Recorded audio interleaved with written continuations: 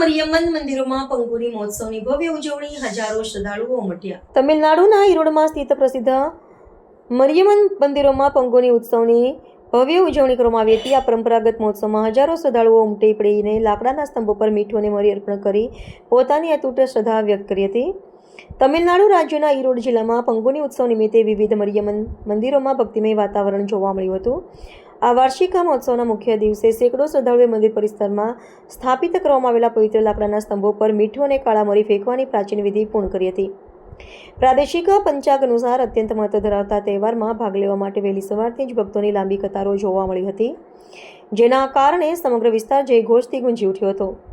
આ ધાર્મિક વિધિ પાછળ શ્રદ્ધાળુઓની એવી ગાઢ માન્યતા રહેલી છે કે મીઠું અને મરી અર્પણ કરવાથી શારીરિક વ્યાધિઓ, ખાસ કરીને ત્વચાને લગતા રોગો દૂર થાય છે અને દેવી મરિયમનની કૃપા પ્રાપ્ત થાય છે. સ્થાનિક વહીવટીતંત્ર અને મંદિર સમિતિના હોદ્દેદારો દ્વારા ભીડને નિયંત્રિત કરવા માટે ચુસ્ત સુરક્ષા વ્યવસ્થા કરવામાં આવી હતી.